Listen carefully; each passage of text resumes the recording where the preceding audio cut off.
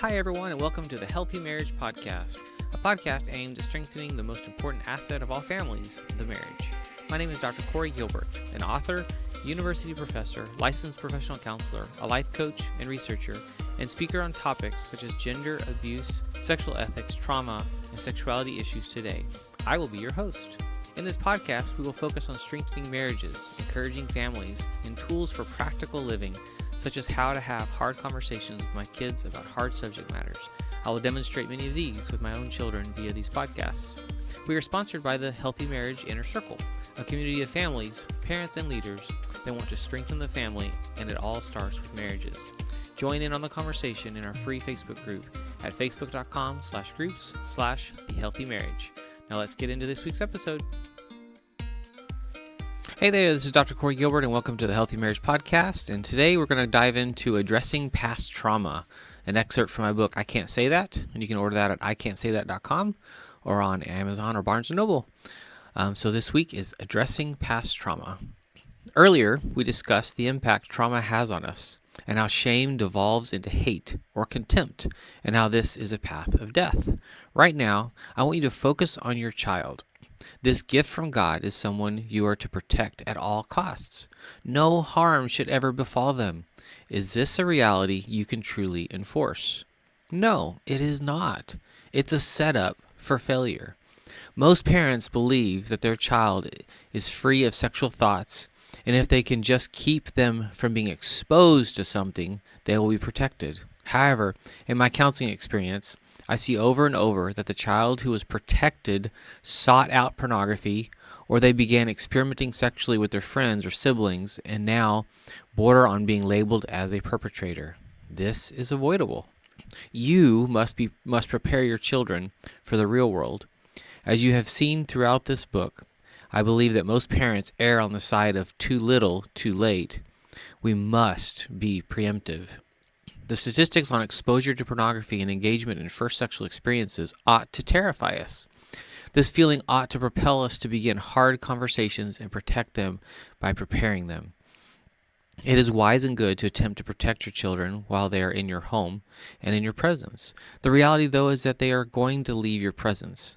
It is then that I see what parents have attempted to do as a protection ends up backfiring as their child is not prepared when they are confronted with potential danger.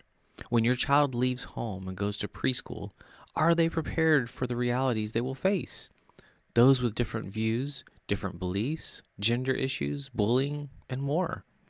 When your child joins that sports team, are they prepared for the locker room talk, comparison, and not being the best?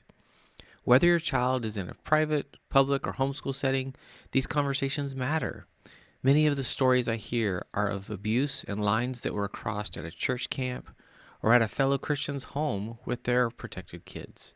Anyone and everyone can become curious, but that curiosity needs guidance. An excellent resource for you to consider is Dr. Peter Levine's book, Trauma Proofing Your Kids. So let's look right now at building resilience. Dr. Peter Levine suggests that trauma is magnified in a person by the level of shutdown in a terrifying experience. We know that babies are affected by traumatic events, such as a lack of love, touch, safety, and nourishment, etc. This trauma is stored, even trapped in the body. It lives there throughout a lifetime. Learning to minimize its power and effect is what is called trauma proofing. This can be accomplished by building resilience in our children from an early age, even as young as infancy. The recipe for building resilience is the level of know-how to fight or flee rather than freezing. Fighting and fleeing expend the adrenaline and physical energy pent up in response to a threat or potential trauma, regardless of our age. Freezing is a survival mechanism that leads us through the experience, but that energy remains pent up inside our physical body. This energy penetrates throughout our bodies, which is manifested in physical and mental health difficulties throughout our lives. So, what is building resilience? This is your child's ability to rebound after something activates the fight, flight, or freeze mechanism. Think of an event, whether it is an actual threat or a perceived one, as knocking your child off balance. Their equilibrium is lost. The quicker that they can return to their baseline, the better off they will be. The goal is to learn this process for yourself, to find yourself able to respond in an event with ease and without excessive reaction is an empowering feeling. Not everyone will get to this point, but the goal is to be more self-aware as to how you respond. Seeing that no matter how freaked out you get, your body always calms down eventually, can make the worst of a situation tolerable because you know that you will naturally calm down in a moment or two. This is powerful. When we learn this as adults, it is powerful. For our children to get this at a young age is empowering and freeing for them. Think about it this way. Your nervous system is always communicating to your child's nervous system. That sounds weird, doesn't it? What happens, though, when your child falls? They tend to look to you as to how they should react. If you freak out, they freak out. If you are calm, they are more likely to be calm or to get there more quickly. Many parents make small issues huge by their reaction, or better said, their overreaction. It is one thing to be able to eventually calm yourself. It is another one to know how to experience something uncomfortable and not let it get the best of you. A concept that I love from Dr. Levine, as well as other authors on healing trauma, is that of the felt sense. We have thoughts and feelings about a situation. We also have physical sensations with each experience. Putting words to these physical reactions can be powerful, empowering, and freeing. You may freak out, but choose to not overreact. You may feel something, but based on your physical sensations, reinterpret what you felt. You can think something and, based on your physical sensations, change your relationship with the event itself. This is powerful stuff. Building resilience in your children includes a calming presence from us as their caregivers. They are looking to us for our reactions, and they in turn react to us almost intuitively. Our brains are complex and include the ability to feel, think, and use the felt sense in a way that better informs our bodies as to the reality of an event. This allows us to regain equilibrium more quickly or maintain control in face of potential threats, hurt, fear, or pain. So, what to do in the face of potential harm? Some examples here. Jenny finds herself stressing out over an upcoming test. She quickly remembers, though, that she has a choice as to how much she lets this train run away in her head. She assesses the worst-case scenarios, notices her body's sensations, and considers her thoughts and feelings. She sees her reaction as valid due to the lack of time she spent studying.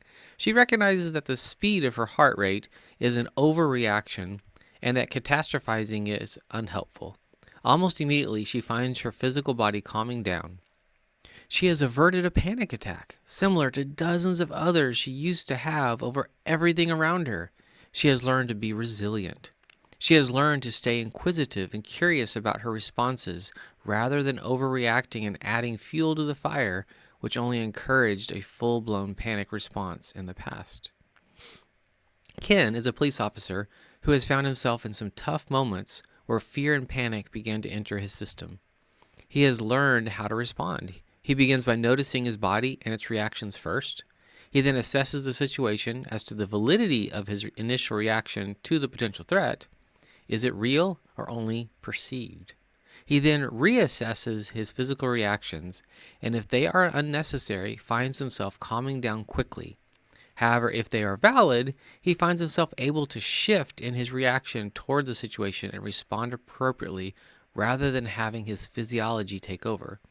This is resilience. He maintains control more often than not. He can think more clearly in those moments. He finds himself more calm in the face of danger, whether real or not. What do we do for our children? We can help them tap into this innate ability. We are wired to respond to danger. We also have the ability to perform under stress. The key as parents, ironically, is to allow situations in your child's life to occur so that you can coach them through a response.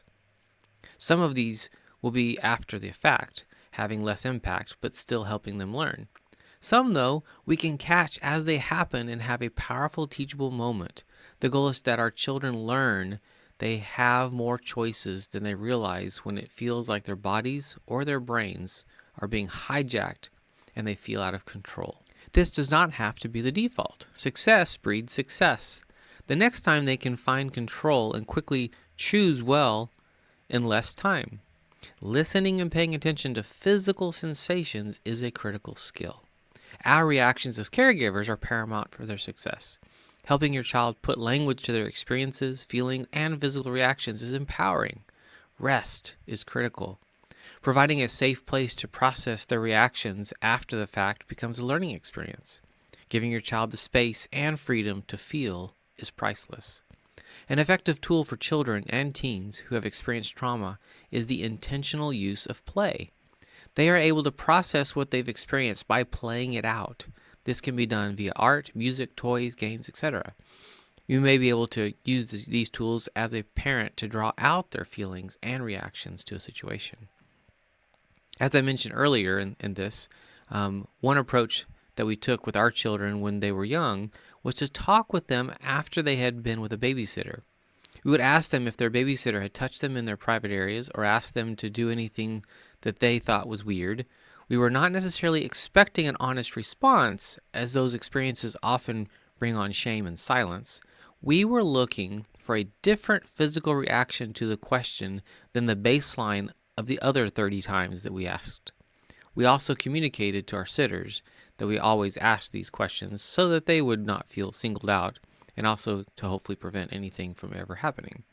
We attempted to pay attention to whether they paused, averted their eyes, or squirmed in coming up with a response.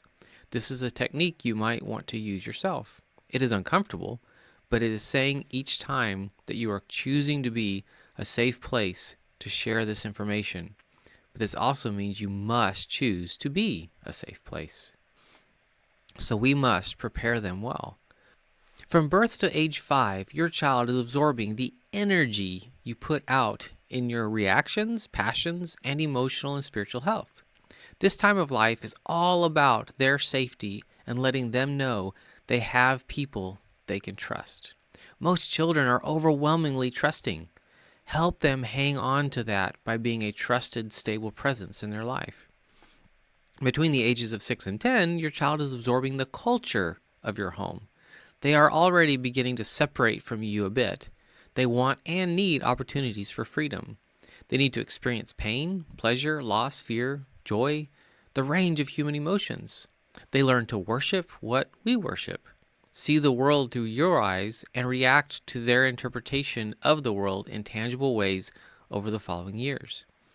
The ages of 11 to 17 welcome the peak of sexual interest and curiosity. This also brings along with it a stronger separation from caregivers and a struggle with their identity. They ask questions like, who am I? What do I stand for? Where am I going? This age is when most begin to date, and therefore they have an incredible need for stewardship and a strong biblical sexual ethic, an ethos. Having the talk now is usually pointless. When does harm enter their story? Unfortunately, it can be present at any of these ages. Preparation is the key. Resilience and the ability not to freeze is crucial. It is imperative that your children have the skills they need for self-regulation and knowing how to fight or to flee. You are leading them, whether you realize it or not, and whether you are intentional or not. You are their primary guide. This is more than a request. This is a call to step up and lead confidently and intentionally from a position of knowledge as you prepare yourself through education, which will give your children a better chance of success. Be that parent. Love them that much. Have those micro conversations. Prepare them well. The world is waiting. Thank you for tuning in to the Healthy Marriage Podcast. I hope these become valuable resources full of encouragement and challenges as you lead your family well and with confidence, and definitely not alone. Find out more about all that we do at healinglives.com. I want to see your family and specifically your marriage thrive. Thank you to our sponsor, the Healthy Marriage Inner Circle. And to access my new best-selling book for parents, go to ican'tsaythat.com to purchase and receive the audiobook for free. It's an honor to serve.